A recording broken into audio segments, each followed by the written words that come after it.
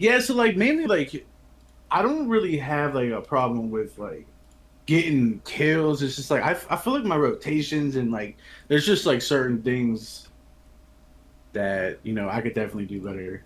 100%. There's always space to learn. That's the beauty of MOBA. Even myself, I've been playing for what? I've been playing MOBA since I was 13, bro. I'm 26 now, so 13 years, and there's always more to learn. That's just the beauty of it. Yeah, for sure. New characters, new And patches, new things come out. yeah, and like I picked this game like especially because like I know that I made a lot of mistakes. Like there's like bro, I died to a camp in this game, and I haven't done that in like 2 years. Like just like little mistakes and stuff like that. You know what I mean? I like your UI. It's clean. Oh, thanks. All right, so let's start. Off the bat, um, this is always something I always tell like all my homies that I'm just trying to coach and just improve at the game. So Yeah. from the beginning of the game, you have to look at your matchup, right? So let's look at the characters: Jorm, Vulcan, Thana, Cupid, Ardio. Who's your best gank? And don't I'm worry, gonna say there's no right Vulcan. answer. Exactly, you got it Yeah. right, correct. So literally from just looking, just that nothing happening, just looking at this draft, I could already tell that Solo is an impossible lane to gank, right? Because Yeah. you can't knock him up, and not only that, he's usually just gonna press 4 before you can get the damage off. Thanatos is Cupid is kind of hard as long as you ult his ult, you're in a good spot, right? Because then you can just chase him out. But good Cupids will ult their feet, force you to either use bees or ult, and then so like just knowing the matchups allows you to make better decisions throughout the game. So I just wanted to that's good that you got the answer right. Vulcan is your best gank, so looking for those guys, the mid camps is really important, and already you can think, okay, I want sentries and normal wards at mid camps because that's where that Vulcan's gonna be. So things like Yeah, for that sure. is you're already gearing yourself up for success. You know what I mean? By just preemptively preparing, mentally for what you want to look for. So let's start it. This solo, man. I'd be like, are you like live streaming? Yeah, if you don't want me to, I can turn it off. No, you're cool. Go. I just can't. I don't see it. Yeah, I just turned it on right now. Okay. Yeah. Give me 1 second. You shouldn't have. Let's hope so. All right, so Boombas versus I. So you go Boombas, right? What is your reason for going Boombas? So basically, I like to go like defense at the end of the game. Like add something stacked on top like on top of it. So I just like that extra pen for sure. Yeah, so you like the extra pen because you already have pen in that item, so it allows you to open up your build for defense more. Yeah, yeah. Okay, that's fair. That's a fair, thought process and decision making. So one thing that I don't like with this build, with Boombas, is so Pele for me. I don't know if you agree, but it's a fast paced character, right? You're strong early, and you want to gank fast because your character does fall off a little bit late, right? When everybody has 6 slots, Yeah.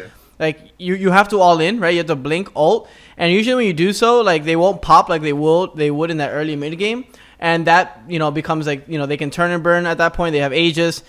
Compared to like let's say like a Loki that can just invis and decoy and doesn't have to full commit to get poke. You get me? You don't really have a poke. Yeah, yeah. You're a full all in character. So with that being said, I like I better on her for that reason, just because it's a faster build up. But some people have problems with mana, right? Because Boombas does help in that aspect of just sustaining throughout camps.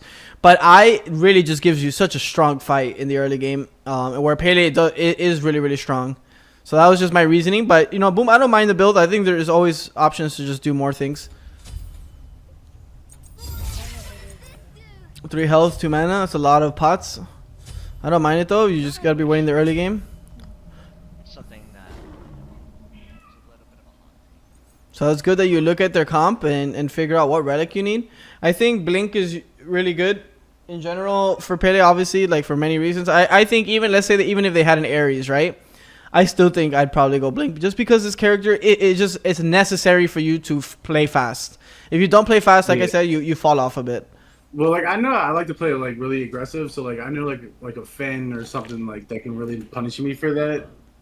Like I like to take blinks or beats for that. That's fair. Another thing too, though, I don't like the shard on her because you're not getting value from your 3. Does that make any sense?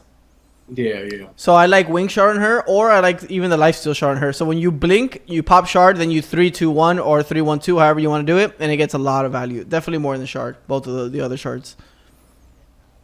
Yeah, that makes sense. Like just a little bit, not like full on. Another thing too, it's inefficient on both spells, right? Since your one has two, it won't get like the full value. Like if you pop shard when you have two down, it won't like get both of them up. It'll only get one up. Yeah, yeah. So you pretty much only have one ability that the shard is getting full value on. Say what?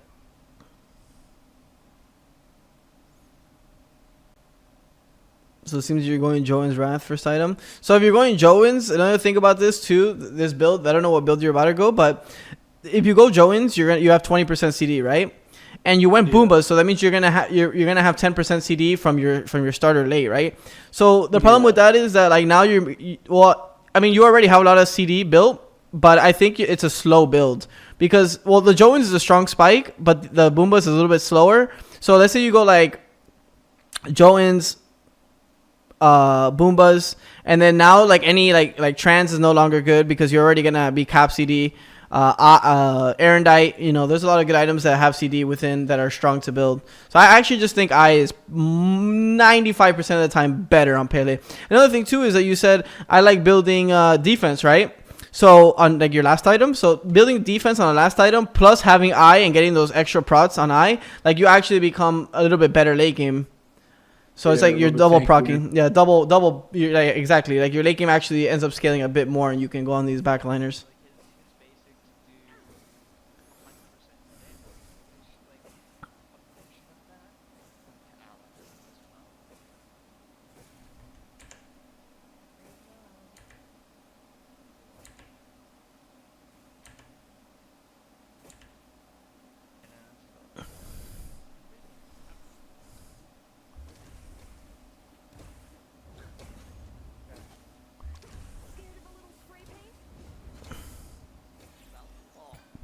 That could have been cleared better. I know something's very small, but it actually ends up being very important because whoever gets the mid first gets pressure.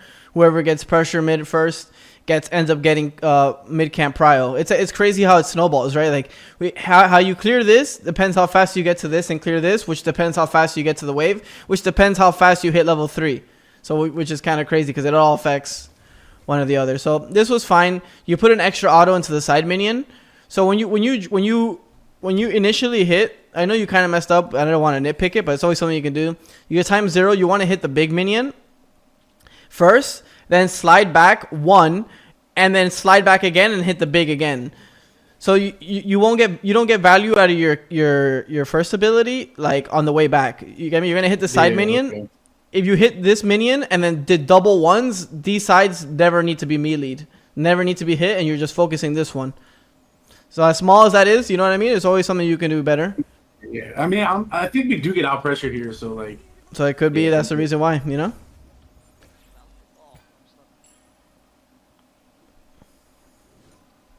That's an early health pot because you're gonna get Boomba's proc from this red if you time your 1 properly, so you wouldn't need to pop the health pot in general.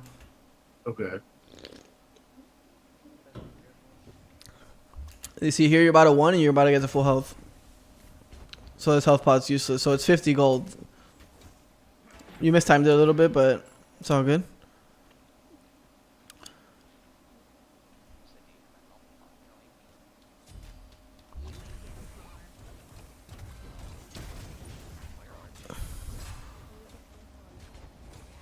Okay, one thing that is really good with Pele with her level 2 is here you guys are meeting kind of even, right?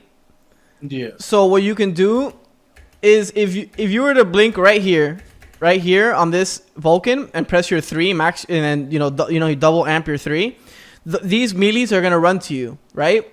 When those melees run to the archers, you double 1, and now the Agni can flame wave this, and now the whole wave is cleared, and this Vulcan was never able to clear anything, and now you have minion advantage plus your Agni that is a weak early game clearer. It has pressure. So it's just an option. You don't have to every game to blink on someone. I don't think it's good to be blinking every time that you see someone. But it's always an option, especially since this guy is so late, right? Because if you were to blink on him right now, he can't cast his 3-1 on these melees. Yeah, that makes sense. Yeah.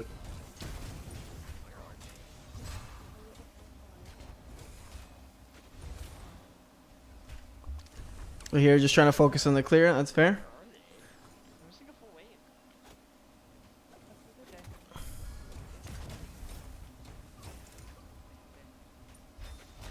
Okay, blank scythe, yeah. So he pretty much did what I wanted you to do earlier, the second wave, and now he's gonna get pressure because of this play, right? Because even it doesn't matter how many health pots you pop here, like you're not gonna get back to full, and you're gonna have to give up pressure because and look, the wave is grouping on him, and now this Vulcan should double clear. So it's always a good play to blink, and the thing about it too is that if you were to blink, right?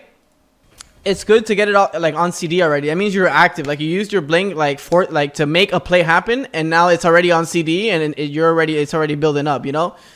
Yeah. Yo, Advance, thanks so much for the 40 months. Love you guys. Best partner in the world. He almost died too. You could have chased that out maybe. Double pots pumped with a blink 1. He dies here. Yeah, if you were to 3 here, blink 1, he dies. You know he has no blink, so he's just guaranteed dead. Even if the wave's on you. Where is you hit 2? Now you got your knockup. So this guy is sneaking over to left mids with 30% HP. Contesting that would be high priority. Okay. Here you're trying. This turret doesn't matter too much because he already has another one ready. So if you're focusing on this here on the after you finish the second wave, you want to be focusing mid camps. So whether it's left or right. So in this specific situation, right, the situation is always different. It doesn't, you know, something can happen where someone gets first blooded or someone gets poked, you know. But according to this situation, Thana has no blink. He's 20% and he's gonna go solo mid harpies. And I'm sure you've played a good bit where the mid harpies, you know how tanky they are. They do a good amount of damage. So you could just literally sit here to the left, like around the mid camp, around this wall here, and just watch him. And if he does go for it, you kill him. And if he doesn't, then he's even with you. And you already uses blink. So that feels good. You feel me? Yeah, for sure. And if you have any questions throughout all of this, you know, feel free to ask me. Like, interrupt me, don't matter.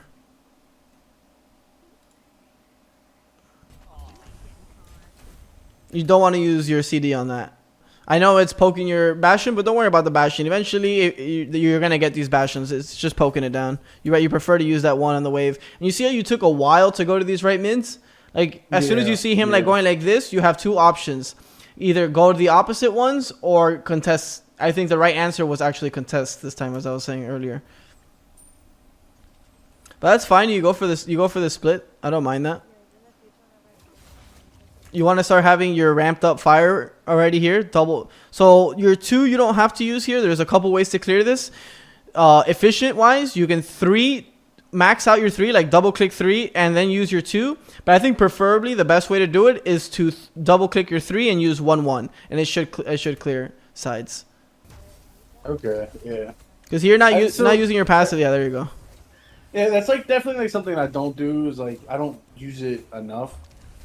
Is the 3 like a lot of the 3? I use it for movement more so than anything.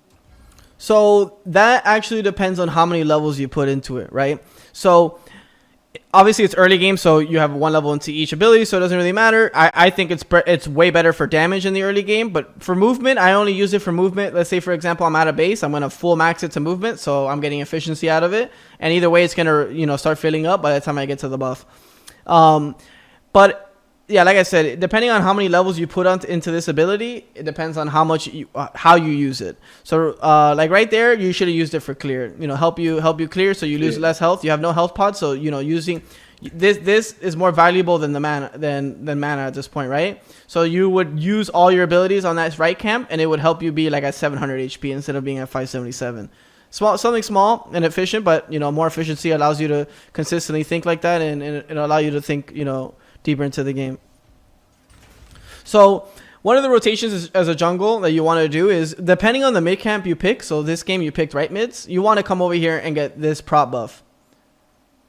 Okay, yeah. Because it's just, and then if you take left mids, you go to CD camp. So this Thana probably did this camp and then went this way. So you should be telling this guy, yo, back up left. You know, retreat left lane and you go here and get this. That's usually the jungle rotation. What's up, T? So checking this is bad, right? So what you're doing right now is you're like following the Thana, which you already know this was clear. So you should have been here and assume that he cleared this. As soon as he shows mid, you know this camp is actually up. So it's just like always getting information from the minimap and you know, actively responding to it. This camp got buffed recently. I'm not sure if you know, but like I said, there's a lot of patches and a lot of new stuff going on always. But this got buffed. The amount of XP and gold it gives is pretty significant. Both these camps. Yeah, I mean, so I definitely prioritize like the right side a little bit more than the left one. I don't know. I just always seem like I feel myself in right side more than I am left side usually. No Like, worries. That's normal. side. Yeah, more farm here. There's more farm. Because these back camps aren't as much as these. And the dual lane usually takes these back camps with purple. So it usually as a jungler you naturally come to the left because there's just more farm up. Yeah. So first blood. So what does that first blood mean to you as a jungler in left lane? There's no right or wrong answers. Just if there's nothing, there's nothing. And I'll explain. I mean, me being in left lane, back camps. I mean, looking at it from like not playing it, I'd probably look at their back camps. So what this means, this solo kill means blue is highly invadable, right? As a jungler, Yeah. a lot of junglers usually even throughout like the lower ranks, they want to just they end up being stationary. You know, they're not proactive. They want to farm their back camps, you know, go to their speed, go to the mid waves, go to the mid camps. You know, they kind of like follow that rotation. But what makes a good jungler is just being proactive on the map, whether it's invading purple, invading blue, you know, pressuring the other team to feel like they can't farm as efficient as they like. That makes any sense. So this guy solos this guy. You look at your own blue timer and you pair it up with theirs, right? So you know their blue's coming up soon, and you just did your back camp. So Thana's either on the right side here or he's on his back camps. So you could assume that he's here, so you can come over here and check these camps. Even if you're a little bit low, you still got a multi-bot ticking. So we're gonna see what decision you make. I don't even know what I make. Okay. So Thana's here. What does this mean? His back camps are up. Because of the same timer as yours. And you last saw him here when you were here. And then you finished these. And then he shows up here. Meaning he never went up here. So this is high value. So now look at this. Look how good this is for you. This is up, which you would want to get. This is up, which is you'd want to get. And this is coming up. And he just soloed this guy. So you feel really good about this. So if you were to blink on him here, I wouldn't mind it. I think it's a great gank.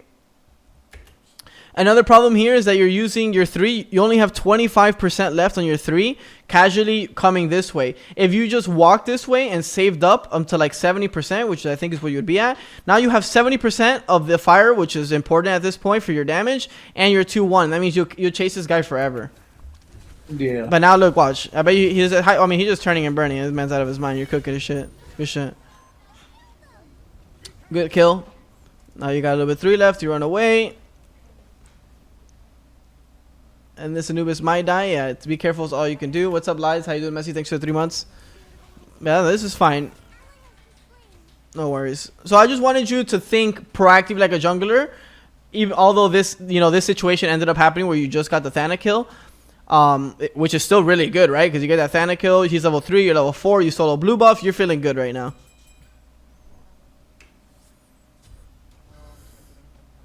And that's the beauty of like jungle rotations and map rotations. There's multiple options. It's just about which one is the most efficient. Yeah, for sure. So here using your 3, I don't like it too much because you only have, well, I guess you have about to have 2 ones, so you'll be fine. Grouping camps, good job. Okay, this is where I die. No worries. I can see why it's gonna happen. So yeah. This is the way you don't die, right? You have more fire left passive, which you're using to just glide around. And then as soon as you see how these minions are all collapsing on you because you have to get to red, you have to go left click it. So as soon as you left click this guy, you want to pop your 2 to buy you some time to go this way towards your mid laner because your mid laner has to help clear here. So you full max your 3 here, this ability. Pop your 2 so all these minions can't hit you for 1 second while you glide away, and then you drag it right here. You see where my mouse is in between the tier 1 and tier 2? Yeah. And then you double 1 it because you're 1 when you, I don't know if you remember or notice, but when you 1 minions, you see how like they kind of like flinch and kind of don't hit you for a second? Yeah. So you could have done that, and that would have avoided from you dying. Another thing you could have done is that you could have use your 1 on the red buff so you don't have to actually go in and hit it. and drag it back here. You get me? Yeah. You did do the 3, but yeah, that's too much damage. Pop a melty. The speed hitting you with its ability is the reason you're gonna die here. If you shifted a little bit to the right, pop the multi-pot, you would have lived. I don't even think you need to pop the multi-pot. Just not get hit by the speed ability.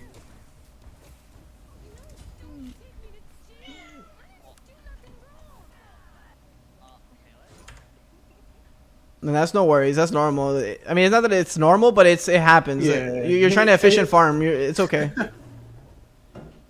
It doesn't happen often, so when it happened, I was like, damn. That's why I figured I was just gonna leave it in here because, like, I know I made a bunch of mistakes this game. Like I said earlier, like, No one of the worries. main reasons I wanted to use it. Okay, so that's Vulcan ult. Thana died. This guy's very killable. You could assume that he used a lot of resources just based off the Agni HP. Do you think like that? Sometimes, like in this particular situation, probably not. What is your mindset here? My mindset is here. Probably go on him. Like I want to assume that I go on this Vulcan. Fair.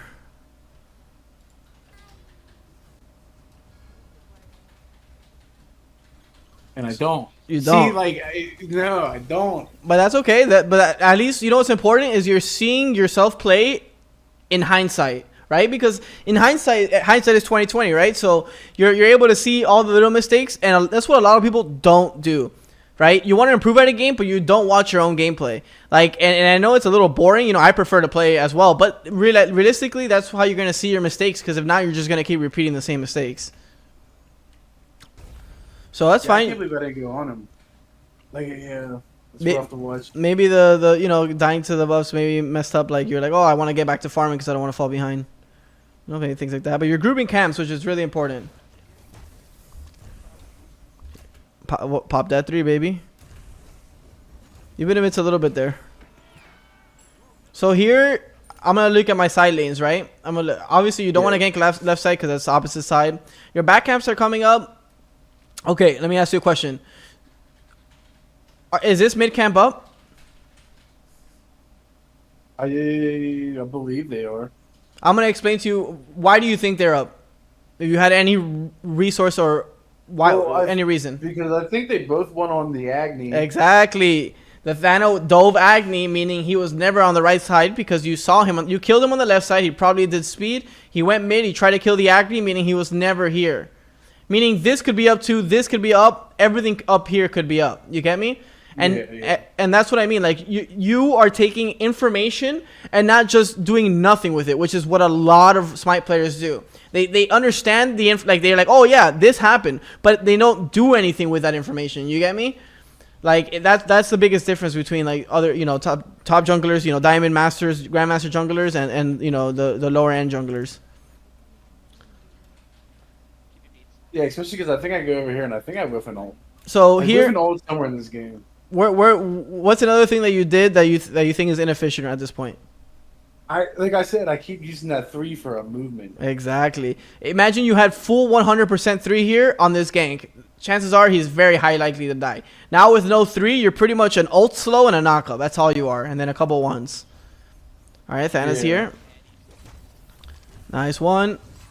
You silence. All right, who is the right target here? Right now, I'm looking at Audio because she just used her dash. Exactly, my man. You see, some people might see Cupid and see red. You feel me? They're like, oh, this guy's 30%. I'm gonna just kill him, or 20%. Chances are you're probably gonna die. You get me? Ardio is actually the lowest risk, but still the same reward. You get me? Just because she dashed in front of you, she didn't dash. It actually is Cupid. So, and that's what the biggest difference. Like making like adaptive decisions. Like things change all the time in Smite. It's all situational. It's about looking at what information is given and make the right decision off of it. Obviously, to get there, you're gonna make a lot of wrong decisions, but that's okay. That's why that's the beauty of it. It's just the beauty of learning. So this guy dashes. Now he has no dash, no way to get away, no reason to force any of your abilities, right? You can just start popping your 3 and left clicking him, right? Because your ult is to close distance, and he has no dash to get away. So you have a lot of time to use your ult. So we're gonna see how you micromanage your ult here. Another thing is you have Shard, right? here, and you're down one CD on your ones, and your two's down for 8 seconds. So the shard value would be super high if you clicked it right now. So we're gonna watch and break down this fight. Okay, not using any abilities. Okay, boom, boom. You all okay? Pop that. The only problem is not the 3. If you were to double 3 there, even though you got the kill, you probably could have killed 2. Yeah. All good. You got the kill. Another good rule of thumb of after as a jungler, after you use your ult, is go farm, because now a kill becomes infinitely harder when you don't have ult, and there's so much farm on the map. And right now in Smite's math, farm is more important than kills. That's just the way it is mathematically speaking. So that's the way you have to play if you want to win. So your purple's up. You could assume their purple's up. So you check. It's not. Unfortunate. Thanos cutting low. You take these camps. I like this. Another thing you're doing it again. But obviously we can't, coach you from back then. But the 3 usage. Yeah.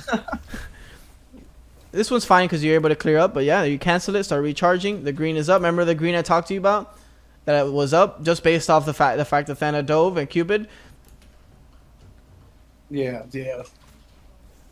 Yeah, no, the whole all the backs were out, and the Santa keeps avoiding his camps. Another thing he could have done here that is based off just gameplay. All right, he threes you, right? What's his next ability coming? There's 1. So why give him a free 1? You get me? Look at the way you're moving. He should hit this. I mean, but he misses. But if you were to cut right or cut left, the chances of you juking are very likely. You get me? Instead of running in a straight line here. Yeah. So that's just a lot of predicting his abilities. Like, you see how it's coming right now? So you would have juked if you cut left to right. If you thought about, okay, what are Thanos' abilities? His 3, he 3'd first. Okay, he only has scythe left, so now I'm going to juke that. And that's like the game of any, you play sports before? Yeah. So what sports did you play? I played football mainly. Okay, I mean, football is the goat of it, right? You're the goat of jukes, right? It's as simple as I'm gonna go left or I'm gonna go right, and you're gonna just try to do what you think he's gonna go. You know what I mean? Like, that's what juking is, so simplified when you think about it, but there's so much that goes to it. Like, why do you think I'm gonna go left and why do you think I'm gonna go right? Like, it's just crazy, like how it really translates into Smite game. I love football too, and baseball. I love stealing bases. I was always one of the faster kids. So, juking has always been something that I just love doing. That's really smart, right? You 3-2, use 2 of your abilities here. He shows face. Yeah, you get off. You drop that right away, and then you just pretty much sit here and don't let him do it, because you guys are both committed at this point. And now your Agni's rotating. Yeah. So now with your Agni rotating and you having this information, what can you do here to help to punish this? Like, bait him. So you knew he came up last time, right? So just go again and hit it again, and he's gonna move up. And now he doesn't know Agni's here, so you're gonna bait him to move forward. Agni stuns, and then you cook him with a 3-1 auto. What you do? RDO shows. That's fine. That's fine to give. Now it's 3v2. That's fine. You can give that. Now you go back to your camps. Back left mids. Now question is. Should you go to these back camps? I should probably go to the left one on mid, right? Like, if there's 3 people on that one, I should probably check the left one. That's not a bad assumption, but there's one more thing that you could do that is more efficient than back camps or left mids. What is it? And if you don't know, you can tell me you don't know. No worries. Yeah, I don't know. Jones, you got your Jones spike. You have 1340.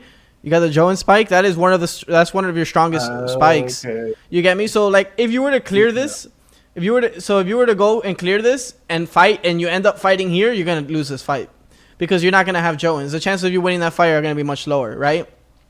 Yeah. This back camp is pretty much secured because these guys are here. So backing, getting Jones, clearing this, and then looking for a gank is very efficient. Instead of doing it the other way around, right? Going to clear this, backing, and then you're going to probably end up coming back this way. Either way, you get me? You see how the time is different? If I were to draw the lines, you would do here, back, and then go back here instead of back here, then go all the way here and then gank. You get me? Yeah. It's a toon or a toon. So things like that are the difference. It's honestly the difference between great junglers and average junglers. Pulling the camp is good. Dragging in the corner. Nice. Nice. Getting blue here is... You're already here. Now, you see, look. Now, at this point, I agree. Getting blue is the right play. You get me? Because if you were to back, then come out with Jotuns, and then you're not going to get this blue XP, so I don't mind this. Once you're already here, this ends up being the right play. Boom. You should probably check this. You see, I can tell by just the way you're moving on the map that you do not prioritize this camp at all, which is okay, and that's normal. A lot of, it's a new patch change. Before it wasn't worth it, but now they buffed it and it's very good. The XP and gold is significant. Thana ult down. You got blink. You got one. Nice kill. Nice. Okay, so where was your mistake there? And if you don't know, don't worry. You can tell me. Yeah, I don't even know. I don't know. Okay. So you're going for the Thana kill, right? Yeah. He dies. Right? So your next target is Vulcan, right? Yeah. So we're going to watch your blink here. Can you catch him now? Why not use your 333, whatever you have of gas left, and then blink on top of him where he can't react? Here, look how much space you're giving him to react. He can one here, he can knock up his feet. He has so many different buttons he can press at this point. If you were to blink on top of him, he's cooked. Yeah, yeah. Yeah, definitely. He has like a lot of room to he can throw his 2 down. Exactly. There's so much space. You don't never want to give someone more time to react than you want, than you should. And there you weren't forced to blink yet because he didn't even know you were there yet. You get me? Yeah. No worries. Gets this wave. Very nice. This shard could have been popped too. If you got a really nice blink, popped your shard, you probably could have killed this Vulcan. But you see how many things had to go right for you to get this Vulcan kill? You had to position your blink properly, make sure to use shard properly, and cycle your kit properly. So, all these things, once you start tuning those things up, you start seeing more kills. And this Jones has been delayed very, very long. You had 1600. You could buy another Jones at this point.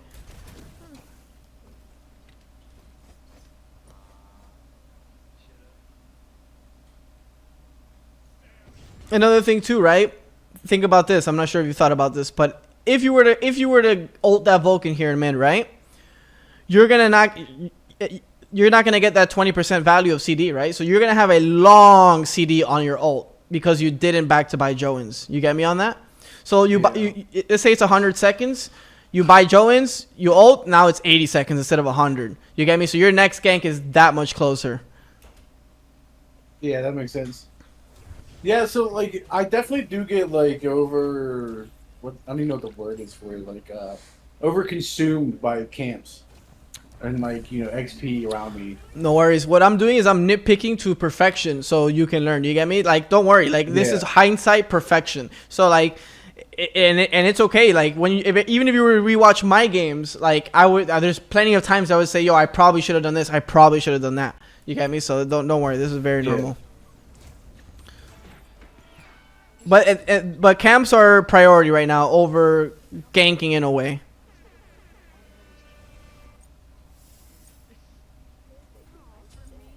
So Eater, nice. Maybe some wards. Health pot on a ward. You got enough gold. Nice. 2 wards. Health pot. You got shard. You got ult. You're ready to gank. Another thing you can do that's a little technique is not putting in level in your 2. Why? So at level 9, you can you could have your 1 and your ult, 2 levels into your ult, and your 1 maxed out. Did you know that? Yeah, I do that with Scylla and on her. That's I've fair. never thought to do it on Pele. It's up to you. It's always up to you. So pretty much the way you ask yourself is how much value does this 2 have, and what's better, 5 levels into your 1 and 2 levels into your ult, or 4 levels into this, 2 levels into this, and then 2 levels into this. It's all up to you. I think in this game I would wait just because my 2 has less value on Jorm and a couple characters, but it's always personal. Got a way to group that. Another thing that I can give you a little tip is if you were to come around this rock on the left side, you won this minion, and then you drag it to green, it'll pull. But if you go to auto it, the speed by the time you get to green, speed won't aggro anymore. Does that make any sense? So only ranged character, like character with a ranged ability, can do this type of technique. Like all three? Yeah. Like speed. Okay. Speed, backs, and green. Okay, yeah. See, I've tried to do them like definitely like Thor or something before, and they just de-aggro. Yeah, the speed will de-aggro by the time you get to green if you don't have a ranged ability on the back camp. Okay, that makes sense.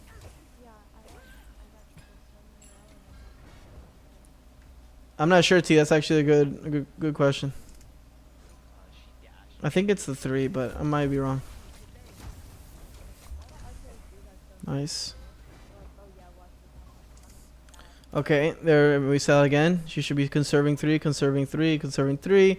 Yeah, he uses dash. This guy's one shot. So yeah, you're gonna look for these kills here. There, Okay, you definitely don't I want. go crazy here. Yeah, I think I ult into this.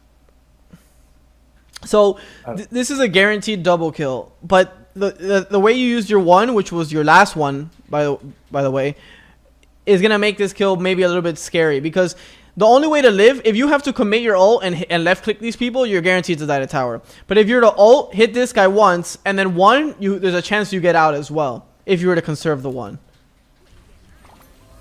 Nice ult. Nice. So you made a good thing out of a bad situation, in my opinion, because if you have your one, like I said, like if you don't use this one here, you conserve it, because either way you know you're diving here at this point, right? Yeah. So conserving this one to full commit is better. So here you're like kind of like half-assing it. You're like, oh, I'll throw it out and see what happens, but then it doesn't, and then you end up full committing either way. Because here, boom, you won this guy, you commit on this guy, double kill for your death. That's worth. That was a good stun. Either way, you end up getting this kill. That's fine. That's okay.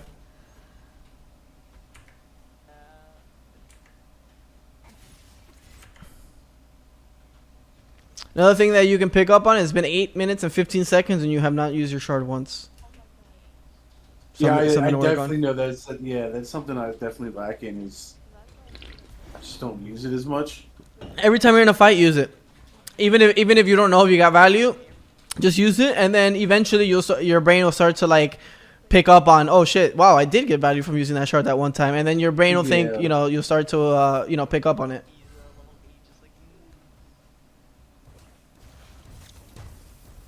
Nice clear, good efficiency. Check out those mid camps. Mid camps are very, very important in meta for jungler. It's a lot of XP and gold. Yeah, I'm like super weird with them. One game I prioritize them like really hard, and then then I just like walk away from them. What will help you is just having a ward on the camp itself, so you know if it's up. Because you know what feels bad is like rotating all the way to mid camp and it's not there. So having a ward to confirm it and be like, oh look, I know this camp is up. So this is a hard kill. So what are you looking to do here? Right now I know I'm looking to get his ult, but I'm pretty sure Anubis says he doesn't have an ult, so I think I go into him with my ult. I think that's how this one plays out. But yeah, I was just trying to get his ult mainly. Exactly. So you're just trying to fish his ult, right? So you don't want to use your ult because then it's an even trade, right? So you want to just force his ult without using your ult is best case scenario here. Yeah, I think I pop mine as soon as Anubis says that his ult is done. So, okay, it doesn't seem like he hasn't. Okay. Nice. Beautiful. Where should you go from here? There's two options.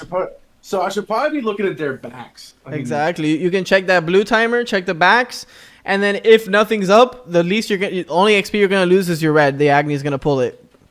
But you want to take their farm instead of always taking your own farm. Yeah. Actually, that's not always the case, but like you said with hindsight, it definitely is just different looking at it from. I don't know, almost tunnel vision when you're playing. 100%, because when you're playing, there's a billion things going through your head. You're actually thinking about pressing the buttons and then all these things of items and everything. So Thanatos ganked, right? So what are the chances of his back camps being up are like 85% right now. Yeah, there's a pretty good chance that they're all up. Even in the blue maybe too, because I'm not sure. Actually, you can tell. Watch this. Let's go back to that Jorm kill.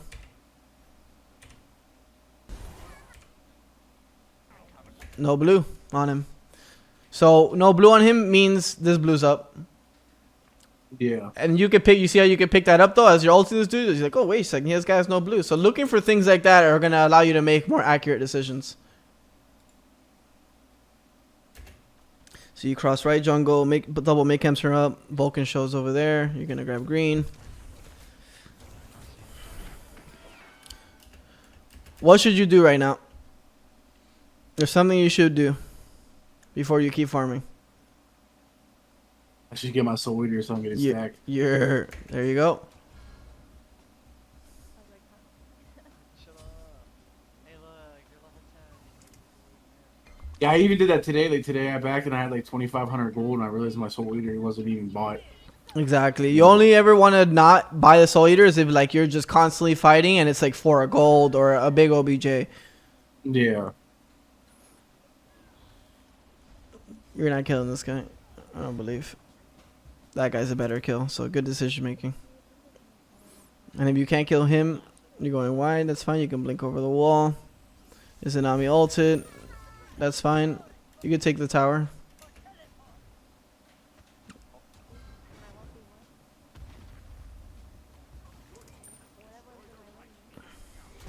I think He this ulted is. you. I lose like a 1v1 here. Yeah. Well, here you're never gonna take. You never take this fight. So why do you take the fight? I think back. Why do you think you took this fight? Just because I felt like trapped. I didn't know if I was getting away. I mean, my health after he full kitted me just now. Exactly. He But- ulted you through. So as soon as this guy ults you, your first indication is run. Why? Because you have no ult.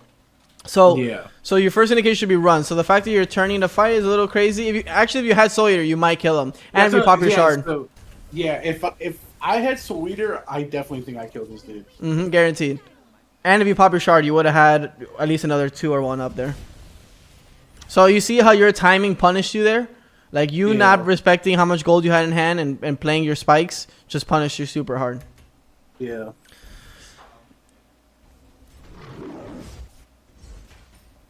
Another thing you can think too, what is an item that you could build here that could help you with, since you're ending up fighting the Stana a lot in the 1v1 scenario?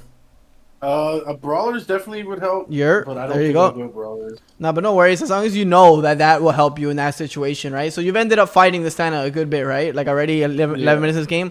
So that would already start coming up in my head with brawlers. Like, okay, this guy's annoying me. Brawlers feels like it'd be a good to just shut this guy down so I can 1v1 him. Yo, Mila, thanks for the 16 months. Let's get it. So you're dead here. So when you're dead, a lot of people tend to AFK, right? Like in general, like just not even think about the game anymore. Start thinking about your next route, right? Do you go speed right side but there's no tower and the wave is pushed up, or do you go backs blue and maybe invade their blue? So there's 2 options here. Which one is better is up to you. We don't know yet, but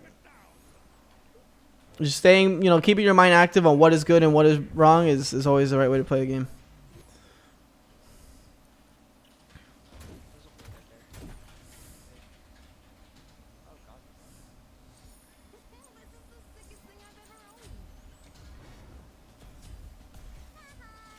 That's a lot of wards. So I would say if you buy a sentry, just buy 1 normal ward. Okay, yeah.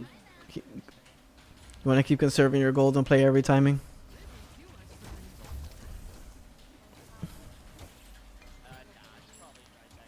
Grouping for goldish. You say, okay, fuck that. And I agree. You have no soul eater stacked. I agree that going left side is the right play. Throwing a 1 at this and grouping this for your speed would be the most efficient. Nice.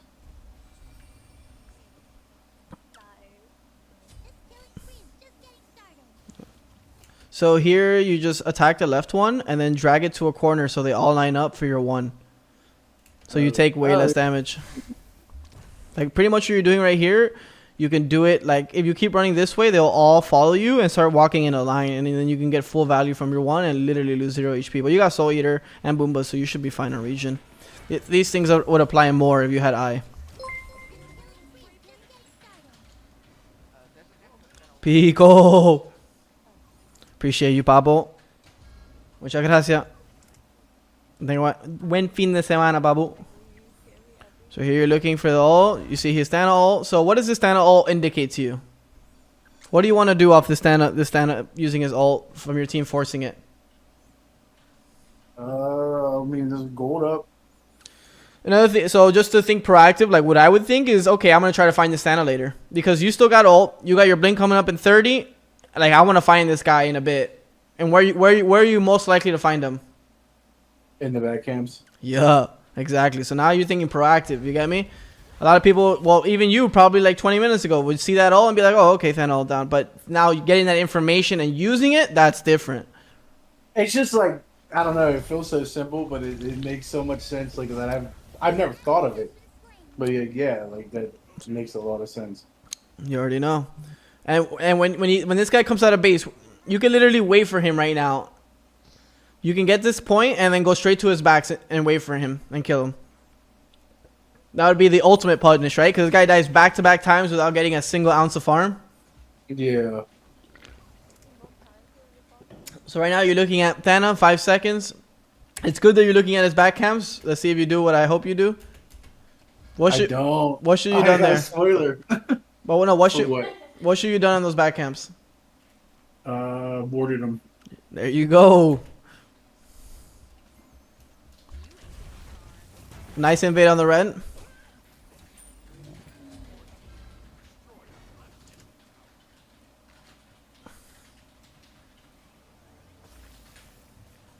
Warding red and back camps there would give you so much information.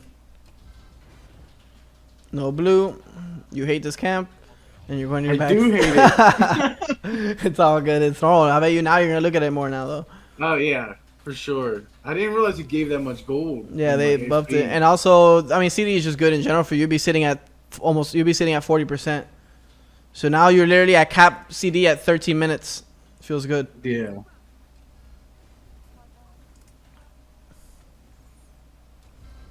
So you let this Thana get away with no ult for a bit, which if you killed him, you're level 13, you're even right now. If you killed him again, you would have been 14, he would have been like 12, like maybe 12, because he was able to get, I don't know whether it was speed or back. Look, he probably went speed to backs, because you remember you got the last timer, so it just spawned. So you have no 3 here. Good try on the 2. Okay, you go on the Cupid instead, but using a lot of your 3 on nothing right now. You think about it. I think it makes me want to go play a Pele game and just like, because and micro it. Like pointed out, yeah, like just it's like a habit that I just picked up playing her. No worries, yeah. You just want to move fast because you feel like it. Yeah, like, I don't even think about it. Like I just hit it, and I just start going. I feel that. So here you look at this guy, which is the right play. Not going on the RD was very smart. Like you know you can't kill him. You don't. All right, for one, I'll explain to you. Your 2 items, they have flat pen. This guy probably already has Thebes, so he's sitting at 100, like 10 physical procs, and you only strip 20 of those. So he still has 90 physical procs through your 2 items, meaning you're not gonna kill that guy anytime soon. Yeah. So the fact that you changed target is really smart. I just want to make sure you knew why that was good. So he's still committing. Okay, now he dashes, you ult, beautiful. As soon as you finish his ult, what should you be doing? There's one button you should press after that. My cooldown. Your shard, baby, exactly. And then you start spamming spells, and then you're gonna get full value out of it right away. So here you're gonna ult. Boom, you hit. Your best case scenario is you auto cancel 1 shard, then 2. That is the right combo there. So you continue to auto, that's fine. Nice 2. Beautiful. Nice kill. What's up, Vern? What's up, Zerk? This guy, yeah, it's not even worth it. So you should check these 2 camps, this trilogy of camps right here right away. Because you want to get them Soul Eater stacks. Thana pops his 2. He blinks on you. He 3s. You know what's coming next. That 1. I mean, this guy hates you. He likes throwing these at the wall, but it's good that this one you at least move to the left. You gave him a little shaky, which I like. Now the ult comes, that shard, pop that shard just to get a little bit nice blink, but he still come in. So you blinked a little bit early. Actually, with Thana, if you look at the mini map, you can blink his ult just off the sound cues. Something that's always available.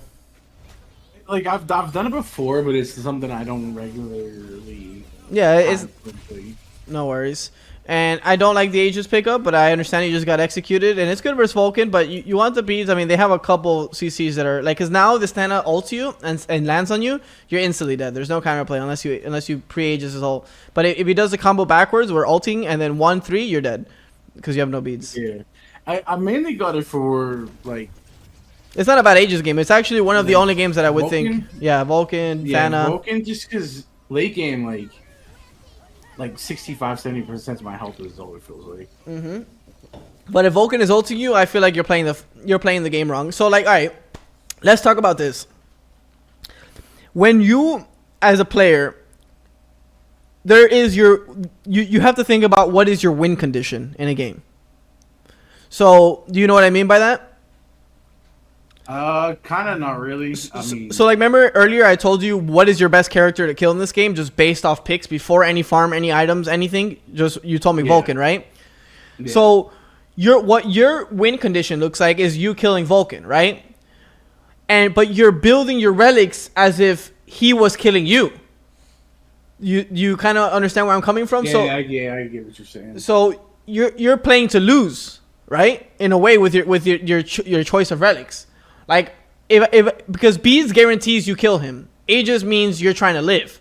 So it's very interesting, right? Because there is sometimes that Aegis is the right choice based on, but that's more of like situational. Like they're focusing you. You get me? But this game, I would look at it and be like, look, my win condition is killing this Vulcan. So I'm going to pick up beads and I'm going to blink on him every fight. So I'm never going to get Vulcan ulted. So if you think like that, then it changes your relics. You know, that's confident thinking, you know, and that's going to change the way you press your buttons. So those are something just to, you know, just to think about. I want that just like simmer in your head.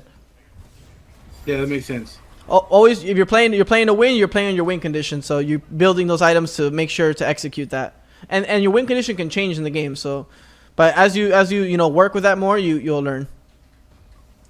Beautiful. Always grouping camps. You do good at that. You have good farm rotations. Definitely much better than a gold. You know, the golds I see. I think your farm rotation is like platinum diamond level.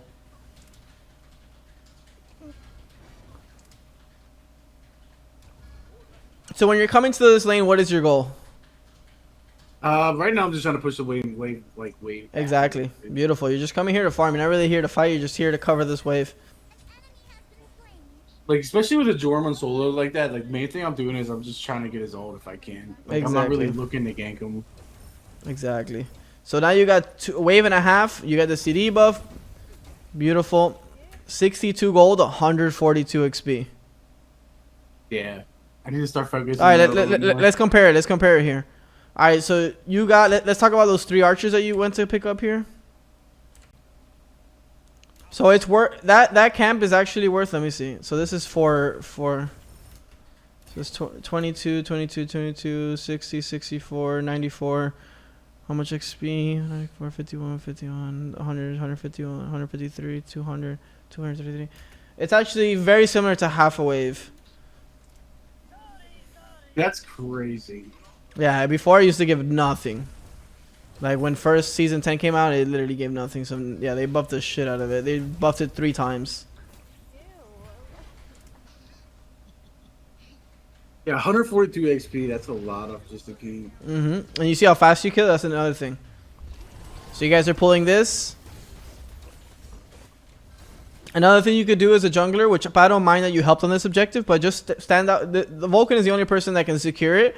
That can steal it from you guys, and you see him, so it's fine that you're hitting this, but I just want you to know that, right? Because if the Vulcan's not showing on this mid wave, your job would be to zone, to make sure this guy doesn't move, because the Emir can't zone him, right? Because the Emir can freeze him and stuff, but he has no kill threat. You have a kill threat, so he can't actually walk up.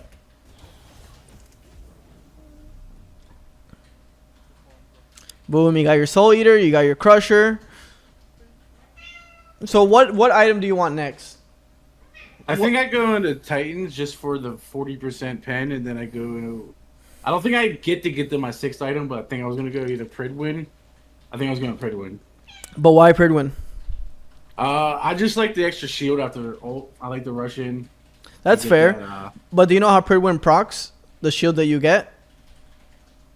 Do you know how that shield scales? It's off protections, isn't it? Exactly. How many prots you got? You got 30 from Prid, so that means you're getting a percent of 30 prots. So that shield is a baby shield. So the efficiency on that last item pick Prid win is very, very low. So if you wanted a defense item, there is way better choices at that point. And another thing to take count is Pridwin is a little bit expensive, but the reason it's expensive is because a lot of it has 20% CD, which you're not going to be able to get value of because you already have 40%. Yeah. So you have 30%, but you're once you finish starter, you'll have 40. So the Pridwin is actually going to get 0 efficiency from the CD you get. It's going to get very low efficiency from the shield that you get, and it's just pretty much a little prot stick that you have. Another thing too that Pridwin is good. Another reason why Pridwin is good is that it's a glyph option now, right? Where before it wasn't. But that's another problem. You already have a glyph option, so you even get less value. So you see how low value that Prid is.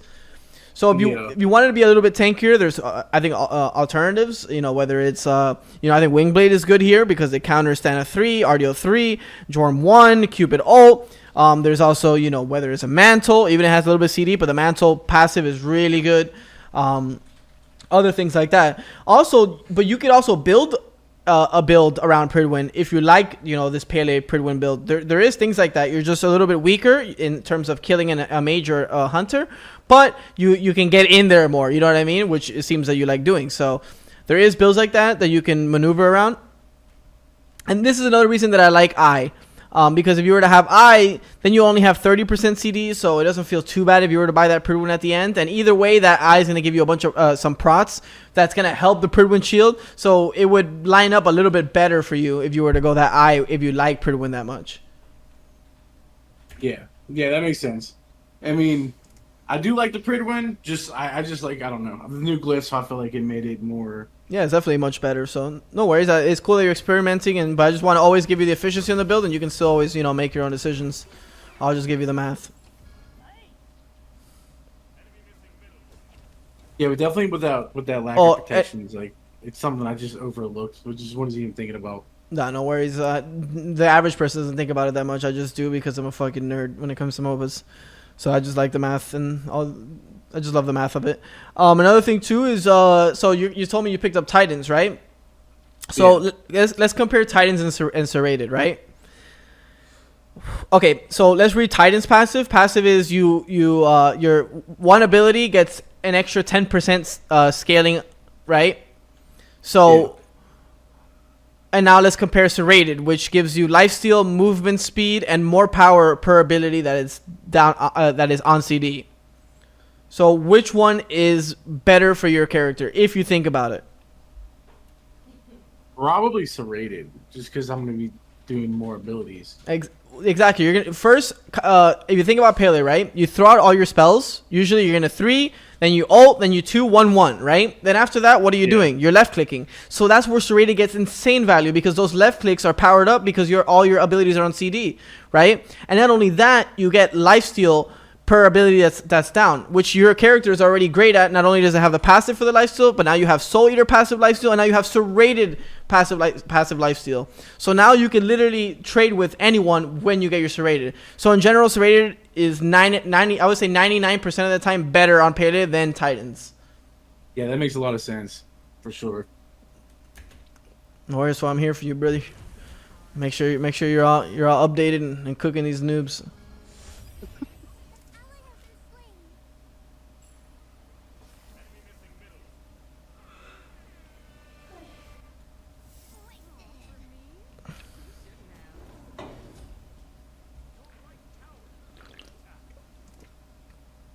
It's always good to tab. Always good to tab and really look at those item builds. Look, I'm going to get some information for you right now. Just based off the builds, alright? So let's look at these builds. We'll look at Jorm. He went Pestilence, Chronos. This guy is cooking. This guy blew up the goddamn kitchen. This guy who has Ornate, Pesty, Chronos, and he's going, I don't even know what he's going, Sona Binding or something. This guy is not a frontline to you. You got 30% pen. He doesn't have one Fizz D item. Yeah. You have 20 flat pen, 30. Well, you're about to have 30%. So you have 15% flat. I mean percent. You have 15%, and then you have 20 flat. So you know how that works, by the way, with the percents and flat onto people with prots. Yeah, it isn't flat, just like the The direct base. number. Exactly. Yeah, and then percent is like percent of their protection. Exactly. So let's say this Jorm has 100. Yeah, exactly. So it's also flat first, then percent. Does that make any sense? So let's say someone has 100 prots, physical prots. It's going to apply the flat first. So in this build, it would apply the 20 flat that you have. So now this guy has 80, and then from the 80, you have 10%. We won't act like you bought that other item. You only have Crusher. So from the 80, it'll have 10%. So that's 8. So this guy has 72 physical prots with these items that you have right now. So you stripped 28. So, so you can think about when you tab and look at these, these builds, you can choose which target is best for you. So this guy, this Thanatos has Jotun's, Hydra's, Erendite, right? He's 40% CD, and he has 10% pen. So if in this slot, right here, where you bought this Titans 2, you win a physical item, this guy would be in trouble because he only has 10%. But actually, Thanatos has a lot of base in his 2 ability. He has a lot of flat pen, so I'd be kind of lying. But let's say this guy was a Thor or something, you could punish this build because he did not go Serrated or Crusher or Titans or Heartseeker or any percent pen in this slot. He greeted for a power item, so you can punish that by going a Fizz-Pro item here. So let's say you went like Arc Druid Fury, right? I don't know if you know that item. It's a little bit different and new. Yeah. It would punish this guy hard if he was a Thor or any other jungler other than Thana. And so that's how item building is. Like, you can punish items, right? Another item you could do to punish this guy's Brawlers, obviously, because, his inherent healing. But let's just say this guy's Thor for, math's sake. You go and Arc here, you ult this guy he won't kill you in 100 years. So that's how item building, like, you can counter and make decisions off counter building and things like that. Let's find another, let's find a little bit more information here. I just noticed that Cupid's build. Yeah, he's stacked. He went Dom first. That guy's cooking. But for him, there's not much you would adjust your build for. You see him go gloves. Like, Brawlers would be pretty good here, but it affect 3 people here, right? Ardio healing, Cupid lifesteal plus Cupid 2, and Thana healing off his passive and his 1. So Brawlers has some value here. Yeah. So things like that, but just tabbing, collecting information. And even not always will you be able to do something with this information, but trying to do something with this information is how you outplay people. I'm not sure. Even just like knowing yeah, it's just like something I never would have thought of. I mean, like, I know the gist of it, like, oh, that guy's tanky, he has no physical, but like just the whole certain breaking down Jorm's protections is something that just wouldn't cross your mind, yeah, which is normal because that's just the highest level. So this guy blink dashes, that doesn't feel good. So here you see that this guy is coming. He blinks for it, so this guy's dead probably. So you're looking at this guy, and if you're looking at this guy, he has a long way to go to get to that tower, right? Mm-hmm. So what is your best case scenario to kill this RDO? There's something that you must do that maybe blink bait the dash, or try to force the dash out of her somehow. Exactly. So it's good that you're already thinking like that. You're trying to get the dash from her, right? Because the dash is the only way to cut distance to get to that tower faster. You have 2 interactions to counter that dash: your ult to chase it, or your 2 to actually interrupt it. Your 2 cancels RDO dash. So those things, you could already be thinking about that. Like, okay, I need to cancel RDO 2 now that Cupid's already dead, which would allow you to kill her faster, which allows less room for error because there's people probably coming this way, right? Yeah. So if you were already thinking like this, you would never blink for this Cupid, right? Because that means your brain is already running on fucking full gears there. So this guy blinks, he dashes, he kills this guy. You're looking at this guy, you need a cancel dash. Whatever, you blinked, it happened, you wanted that kill. You're too early, so now you left yourself with only one option, which is your 4 on his to after his dash, right? Because you had 2 options here. You could have waited for his dash and then interrupted it, but now you left yourself with 1 option. Best case scenario is you always want to leave yourself with more options. The more options you have, the less chance for failure. So he should dash soon, or he's just tanking it. He wants it. But these things will apply the better the players get, because you're definitely going to be climbing out of gold for sure. You're definitely much better than a gold player. This guy comes in, he dash stuns, he's walking away, probably gonna ult soon, unless he wants to tank another death. Alright, if this guy's, I don't know if he has ult or not, but once this guy greets like this, you see how he's greeting to use his ult at the end? Yeah. Bro, punish that, give him that 4. So one thing that I like to do to Jorms a lot, to outplay them, is I'll act like I'm fishing their ult. And they know that I'm just trying to fish their ult. So it's actually a little mini game between me and the Jorm on when he doesn't, like, how much burst do I actually have? You get me? He's trying to micromanage my burst, and so I'm going to use my burst differently, right? So I'm just not going to use any of my abilities and just left click him. And as soon as he's like, oh, wait, I need an ult now, is when I use my ult 2-1 combo. You get me? Yeah, and also applying with what you said earlier. So, like, here I'm thinking, like, oh, I'm going to ult him. I'm not going to be able to burst him down. But he literally doesn't have physical defense. Exactly, which now you know. So you did a background check on him before coming to this gank, right? And so now you know that you're really strong on this guy. No fizz prods. So ulting 2 would probably one-shot him here. Even if you were to ult because the animation is that long. Yeah, yeah. You get me? And look, he got away with 10. If you ulted him, he dies. And so that means because you tabbed and saw their items and micromanaged the fact that this guy has no prots, it effectively would have allowed you to kill him here. So it's crazy how, like, you know, how all of this happened. That's the beauty of MOBA. You know what I mean? Like, that's big brain shit. And, you know, a lot of people aren't doing it. And the more you do it, the faster your climb. And this dude greeted for 1 jump. As soon as he fucking comes here with 1 of them, you know he got 2 more. So this next one is his last one. I've already been 3ing way past him and being like, I'm ulting your ass after this. The Vulcan does show though, so you do it actually. Nice. He throws 3, 1. That's fine. No worries. Looking for the Thana. That's good because Vulcan shows, so there's a chance the Thana could be coming. Thana shows. He 3s. He goes for the freeze. All right. Best case scenario here. Well, you can kill 3 people here. Why? Jorm's weak, has no physical defense. And no. And no. He just ulted in front of you. This Vulcan has everything probably. And this Thana has everything probably. So what do you want to do in this situation to guarantee you can kill 3 people? So like right now you can kill 1 guaranteed, right? You know you can kill this Jorm. The other 2 are question marks. There is one thing that you can do to make sure that you can kill at least maybe 1 more or maybe all 3. Is allow them to use their CDs on Ymir. So how do you do this? Well, you're showing yourself right now, right? If you were to hide behind this rock and let Thana throw his Scythe and his 3 and Vulcan 3-1 and ult this Ymir, that means they have no CDs for you, right?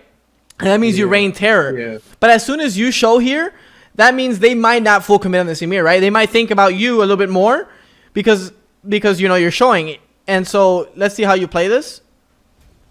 Imagine you wrapped around this rock right here, right? If you're going directly into him, that's why the Jorm backs up, right? Because he sees you show on here, and that's what I see a lot of junglers do. You're an assassin, so you want the flank, you want that side angle always. You want them to forget that you're there, and as soon as they forget, is exactly when you show up, and that's what the GOAT junglers do. Yeah. So here you show yourself, you see the 3, the 1. And so it ends up being nothing when you could have maybe killed 3 there. You feel me? Especially on this spike. This is a really nice spike here. The Soul Eater is fully procced. You do a lot here. And it ends up being nothing. Now you can kill this guy. Here you're playing very safe, I'd say. You still got your Aegis. This guy's one shot, no Jorm ult. Phantom could ult you, but you got Aegis to counter that. So you could all in and get a double kill guaranteed here. And then Aegis, Thana ult, maybe a Trips.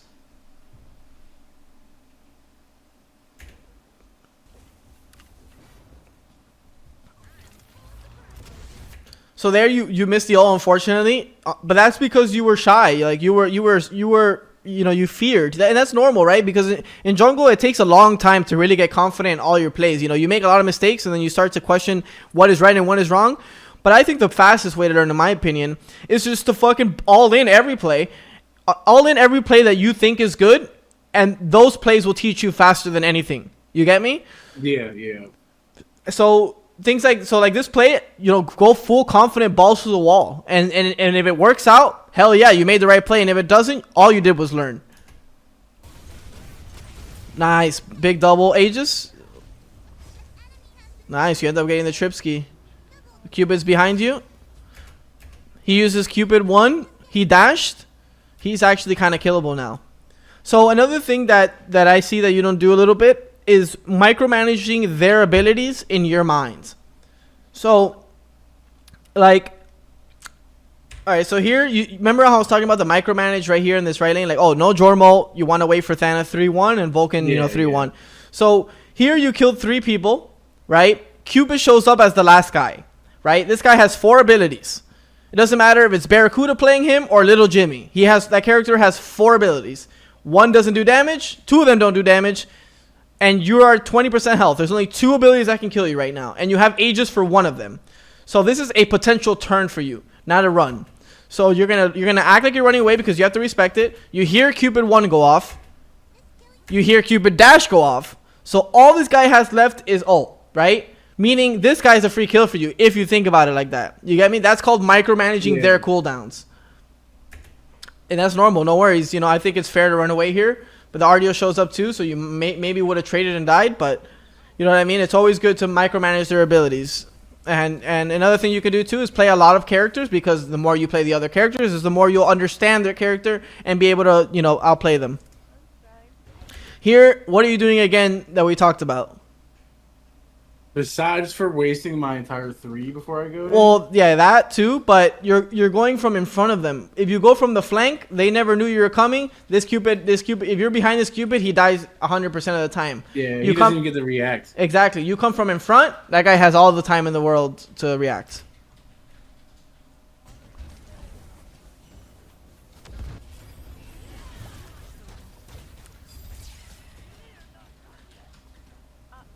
Another thing that, you know, higher level ranked junglers will do is punt. How long have you been here?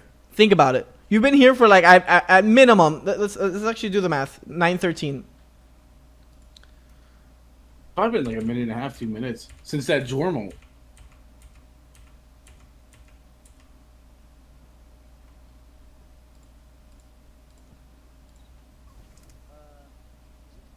So you end up being here 2 minutes. That is 2 minutes. Wait, let me fix this. I can't see. Scheiße. Okay. Pretty much 2 minutes, right? We said 1913. So yeah, a minute and 45 of no farming, right? You didn't hit a single minion in 2 minutes, which is fine if you're winning these fights and trading, which you kind of were trading. But when you finish kills, remember that triple kill that you ended up getting? Yeah. You want to go back to your farm. Look at the farm that ends up being. So you see blues up, backs is up, all this is up, right? Let's go 913. 1913. Oh shit, you come back. 1942. You haven't cleared a buff in 3 minutes. It's about to be 3 minutes.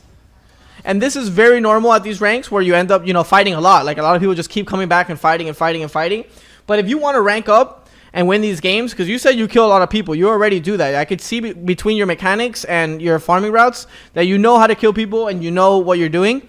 The thing is that you need to prioritize the farm here more, right? You killed 3 people. You could be level 20 right now with upgraded eye, right? Or upgraded Boombas. It doesn't matter. And at that point, you can kill multiple people. At this spike right here, it is very hard for you to kill multiple people. They actually have to overextend as they did earlier. So, oh wait, no, this was... Holy shit, you ended up fighting that your ult came back up. So yeah, pretty much, you know, you've been around here for so long. You want to get your items. You're sitting on 2k gold. You want to clear those speed buffs. You want to clear those back camps. You want to get those waves. So that because in these gold games, you're not going to be able to kill five people if you're not ahead. You get me? It's going to be hard. You need your team. And needing your team in rank could be a scary thing. So... So playing, you know, a little bit more for yourself, a little bit more for your timings and your spikes and your big, you know, your big openings is very important.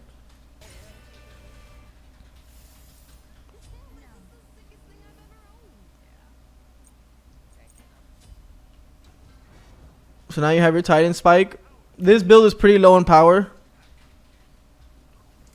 but it's okay. You have 30% pen, 20 flat.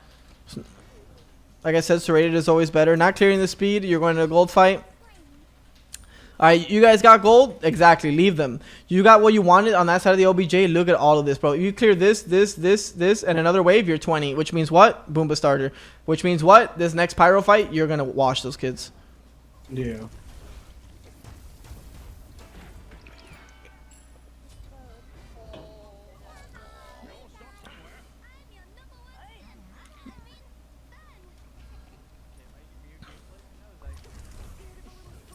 Another thing that I'll explain right there is going mid, because so you saw them kind of win this fight here, meaning these guys were going to cross mid, meaning you should have done this, this, this, and then again another wave. Just better farming efficiency. Drop a sentry, it's pyro. There's a chance they have a ward, and if you drop a sentry and they don't have vision, means it should be secured and free, harder to steal. Also, you should be picking up the bomb because you're the best split pusher in this scenario. That makes sense, yeah. Yeah, I never know when I should take that thing. Always. Like, always? Well, alright, so at this rank, a lot of people wouldn't even know what to do with the bomb. So you want to take initiative and be proactive with this bomb, meaning try to force a tier 2 or a Phoenix, because in reality, if you're playing like you're ahead, which you are in this game, right? You're ahead. You should be more ahead if you farm a little bit more, but you could go and split push. So what ends up happening when you split push? Let's say you go to right lane and Thana comes, you know you got that 1v1 secure, right? Now they bring Thana and let's say whatever Vulcan. You might be able to kill 2, but even if you just keep them there, that means they got a 4v3 on the opposite side. And they're forced to come because you can 1v1 the Thana. He needs help. So you're controlling the map instead of them. You get me? You're controlling them to come to you, and things like that would be much better. Here you're just trying to force his ult, so beautiful. Basic CDs. Basic CDs. I mean, as soon as he disrespects you there is when you ult him. You could have ulted him and one-tapped him there. Because this guy loves to disrespect. He almost ends up dying either way. So no worries.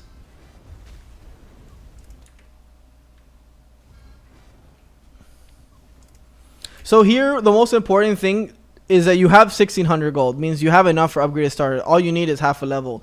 And you're chasing kills. Not worth it. You want to grab that level 20 spike. That 20 spike is very big for you. In general, in Smite, it really is. So another thing I'll explain to you is that the starter upgrade is the most cost-efficient spike in the game.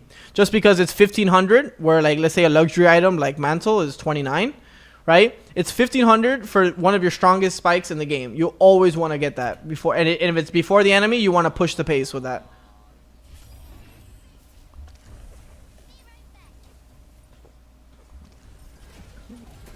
Another thing is too is that the Thana is 18, so he's nearing up on that spike too, right? So what is actually happening is the window of you getting this 1v1 and killing this guy with your starter is closing up. You agree? Yeah, for sure. So you wanna get that window, you wanna get there first and keep that window as big as possible, so you can just keep punishing him.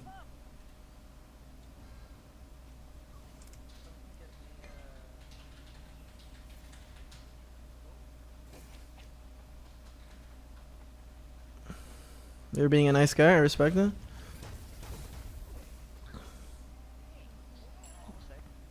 I just know what it's like for the support to try to get for them and they don't ever get it.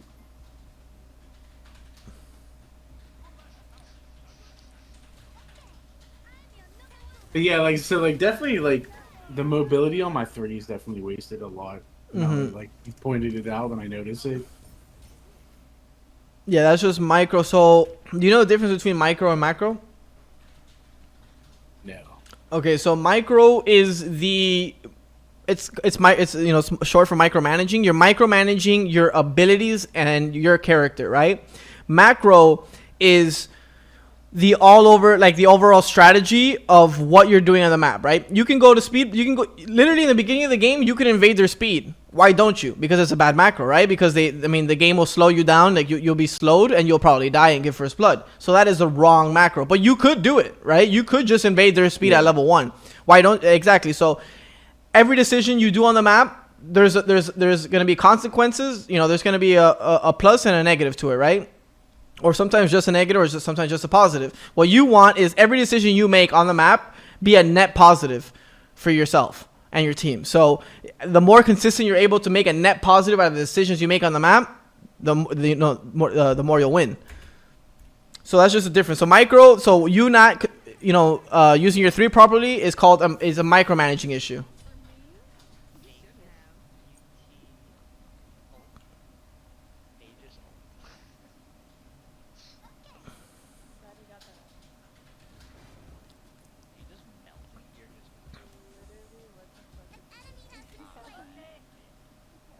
That's a free pick. Now you got the Boomba Spear. Now you're at 30. Now you're at 40% pen. The Vulcan beads. Nice double kill. You can shove mid. You don't have a wave. Yeah, Ymir can tank. He dropped a bomb. Beautiful. Here's a jungler. What I would like you to do is rotate right while these 4 push mid, and then you take the 1v1 with Thana. Thana can't take the 1v1, which means a free tier 2. Oh yeah.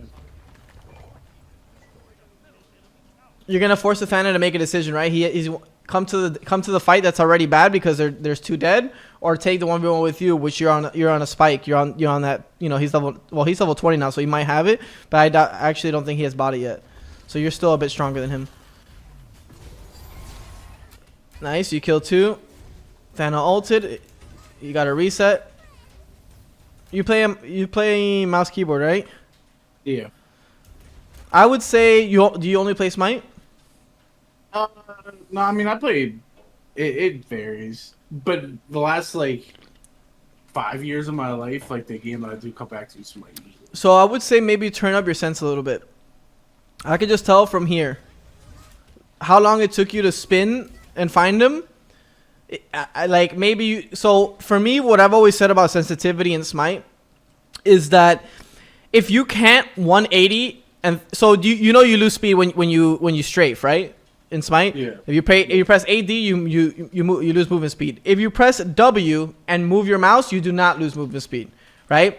Or so the best thing to do, let's say you're getting run down on a tier 2 push or something, and they're running your team down. If you can't turn around 180, throw a spell, and then 180 again, and not lose movement speed while doing so, I think you should turn up your sense in Smite. You might miss a little bit more Smite autos or whatnot, but I think Smite is a completely flick game if you think about it. How many tracking abilities is there in Smite? 2. What, Anubis ult maybe, and then I guess Ixchel, and then I guess Anhurl are the only 3 tracking abilities in the game. Everything else is a flick. So if you can control your flicks at high sense, you should be more productive. Yeah, that makes sense. I've never even touched it. I mess with the DPI on my mouse, and that's it. What's your DPI? I think I play on 800. So it's pretty low. I mean, I play on really, really high, but I don't. It's not for everybody. But I played on 4,000 when I first started, and it was just too much. And then I brought it down to 800, and then that's just something I've been stuck with the last 2 years. But I mean, you can tweak the Smite one if you like the 800 and see how it feels. Because the only reason I think low sense is OP, but only for shooters, because shooters is obviously 90% tracking. Yeah, for sure. While Smite has literally almost no tracking. Even auto attacks are all flicks if you think about it. You can hold your mouse and but it's not really full tracking. You get me? It's more flick, flick, flick, flick, because people are gonna dash and slide and all these things. Yeah.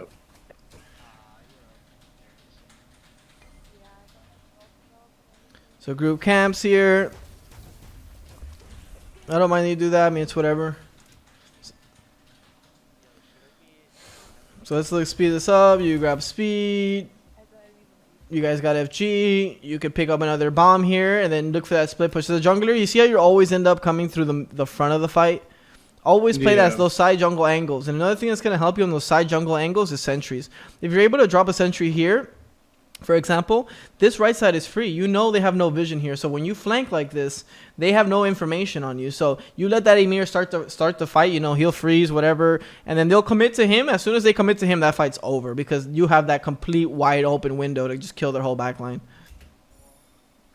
Another item that I think is amazing on this character is Bloodforge, just because of the design of the character. The character just wants to go in.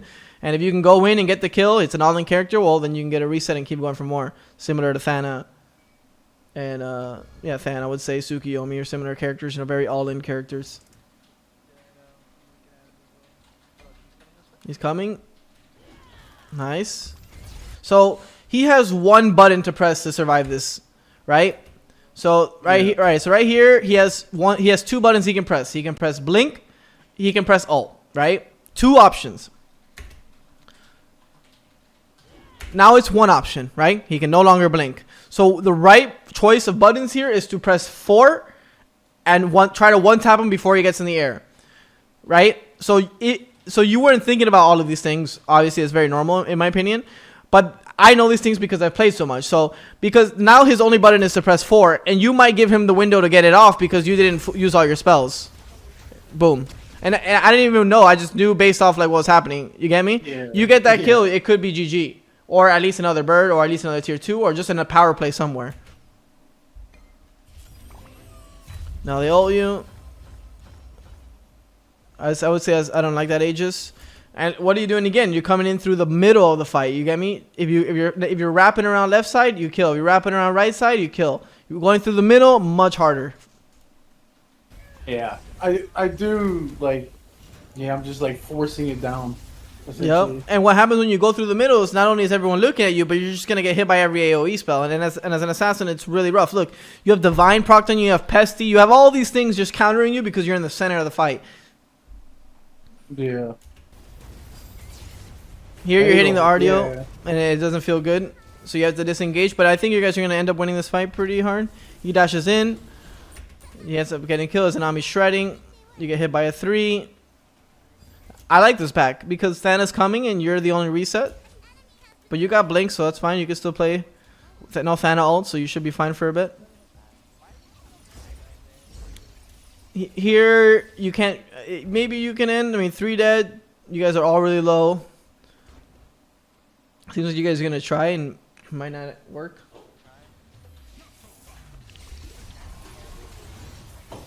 So here, what'd you do wrong? There's two people that are alive and can kill you. You want to track the Thana first. If you find the Thana, and if you feel like he has no kill threat on you, and you can focus the Titan, that's fine. But the fact that you did not find the Thana at first allows for. Alright, so this win right here is probably like a 90-10, right, or an 80-20, meaning 80% chance you probably win, 20% chance you lose. As soon as you find the Thana, it becomes even closer to 95-5 or 90-10, whatever percent you want to give it. But as soon as you don't look for him, the chances just go down because now one of the best reset kill characters in the game is going unchecked. You get me? Yeah, I get you. And you're getting low. The Thana ends up getting killed, so it doesn't matter too much. Yeah, he's good body blocks. You could probably go for the finish here if everybody commits. GG's. So even in a winning game, you saw how many things you could have changed and improve on. You know what I mean? This was like definitely like, you know, like I said at the start, like even like we won, like I know that there was a lot of things. I just didn't feel good about the game. That's fair. You know, like after. Yeah, I think there was definitely a lot of improvement, but I feel like for being in gold, I think there's a lot of things you can. You're already in a really good spot to climb out for sure. You got like the farming patterns. You got, you know, I would like to see you play other characters like maybe in the future just to see what it looks like. Yeah. But yeah, I mean, I think you're in a good spot. I think you clean up the you know, prioritizing farm. Clean up like a little bit of your builds, like, you know, even in my streamer you could ask me, be like, yo bro, like why are you building that? That's really good to do because then you're able to understand why I'm building it, and then in those situations when you think, oh shit, I remember Andy said this, like now you're able to start coming up with your own builds and the reason you're doing this build. You know, a lot of people copy paste, and when you copy paste you don't know why you're doing it, and then you end up dying a lot because you just don't know why you're building these items. Yeah, I mean, like even with like the whole pen, like I actually didn't know that flat pen proc before percent. Yeah, So, like, Smite doesn't even say anything about it, so it's understandable not to know. Like Smite should have like flat out be telling you, explaining these things, in my opinion. But yeah, I just played for so long that I just know a lot of the inside information. I want to see your stats. I don't know if you end up showing. I don't think so. Like player damage, stuff like that. Yeah. No, it's all good. I just want to Yeah, see it just the damage goes in the compared. next game. No Yeah. worries. Yeah, I don't think for some reason I didn't go to that screen. I usually always do. That's usually where I sit. I don't know why I sat on this screen, but No worries, no. But if you have any questions, bro, feel free to ask me, or anything that you feel like you could have understood better or something. no, I mean it's just basically like a lot of information. So I mean, I'm Yeah, probably take gonna have to time, come back and apply like watch it. it on like the VOD or something, Exactly, later. exactly. Just because there's a lot in there. That it's a 30-minute video broken down like very detailed. So I'm definitely have to come back and like retain some more of the information. But I mean, I picked up a lot from it. It makes a lot of it makes sense. Just like little things that like I'm overlooking, kind of stuff. Sounds good, bro. I'm glad you picked up on some stuff, bro. It was a pleasure to coach you, man. I appreciate your Yeah, time. man. I'll be back in I don't know, a couple weeks. See where I'm at then. Sounds good, brother. Take All care, right, man. man. Have a good You one, man. too. Thank you.